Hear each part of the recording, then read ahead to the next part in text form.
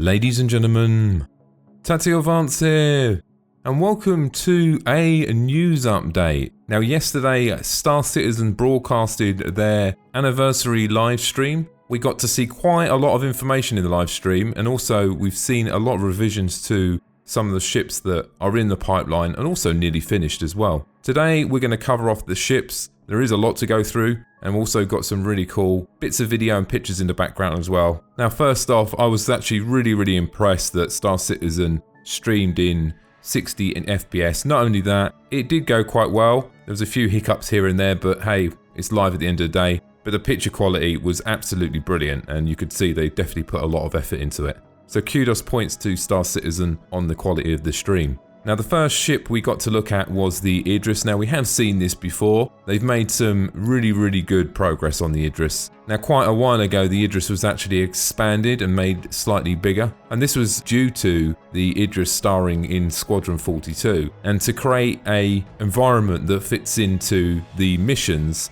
it was decided to slightly widen and stretch the AEGIS so it would fit into the storyline slightly better. And I think also it was lacking some rooms that they wanted to use as well inside of the story. This knowledge is already known before, guys, because we've heard this before. Now the AEGIS is pretty much done apart from one room. I think it's the missile room that needs to be done, so not a massive amount of work to be done on that before it's actually completed, so that would be really cool. Looking forward to seeing that in the game. I'm probably not actually, unless I'm in the AEGIS.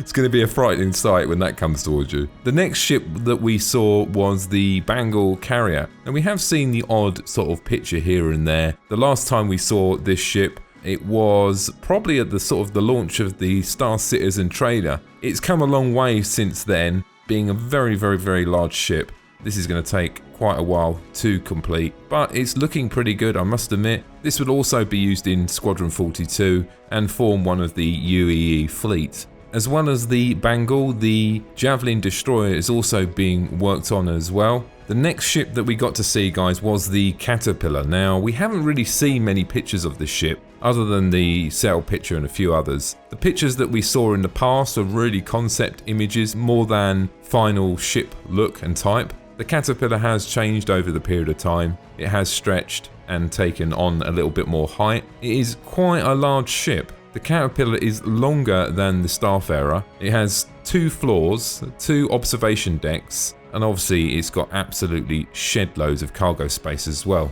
Now originally this ship was supposed to be online with the sort of freelancers and the Cutlass, but over the period of time, as development went through, the ship did increase in size. And I must admit, they've done a fantastic job with the ship. One of the other things that the Caterpillar can do, and I'm sure there's other ships that are going to be able to do this as well, it can carry some small ships. They haven't given us the exact specific on how many ships it can carry, what size of ship can it carry, and how these ships will be locked down inside of the hangars or the storage compartments. I imagine Star Citizen are still flushing out this mechanic, so we'll probably find later on, but we do know that it can carry some dragonflies and possibly something bigger. We'll have to wait and see how many actually it can carry. The next ship we got to see was the 85X. Now this is the snub fighter that comes with the 890 jump. Now the design is supposed to be like a sort of BMW, sort of Mercedes, quite a posh ship. All the textures and everything that has been created for this ship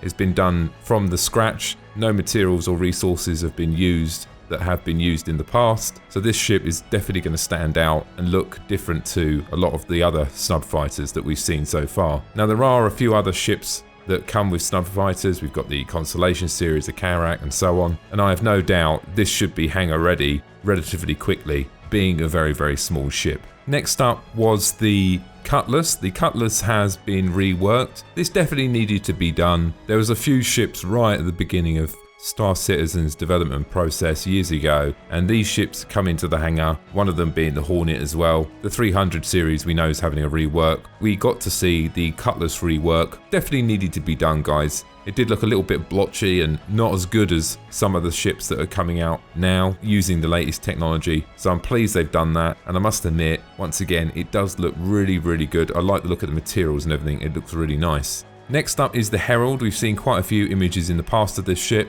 and we've also seen a few Q&As as well. This is a data running ship. It also can be used for science and exploration as well. It's got great engine size for evading death and will bring a totally different mechanic into the game other than what we're used to seeing, moving cargo and so on. This will give us the ability to transport data between organizations or even selling data and map data back to the UEE that players can purchase from the market.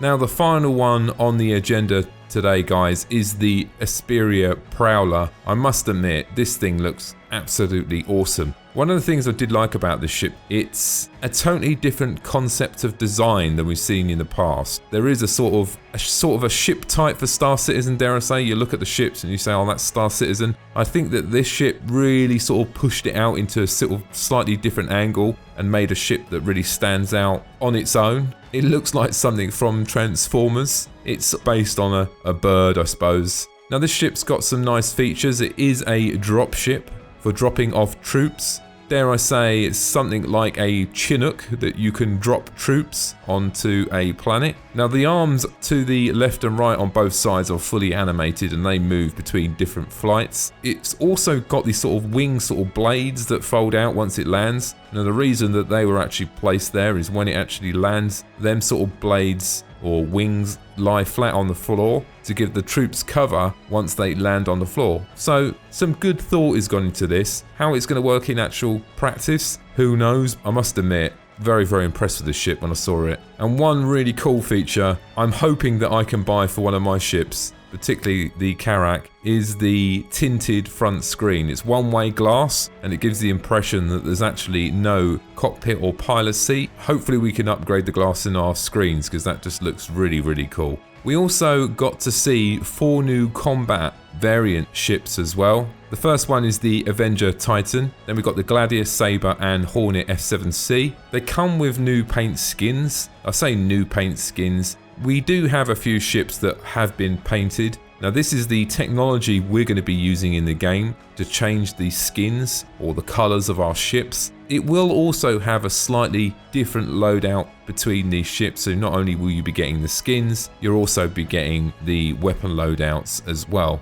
Now the final thing today, there is currently a schedule as well for the sale that you can see in the description, and I've also put a link there to the sale as well so you can take a look if you fancy purchasing yourself one of the ships I've spoken about today. If you're looking to join Star Citizen or purchase one of the ships, check out the link in the description below. That will give you a little bit of cash as well so you can spend it inside of Star Citizen. Anyway, ladies and gentlemen, I hope you enjoyed the video today. Thanks for watching and don't forget to subscribe. Bye now.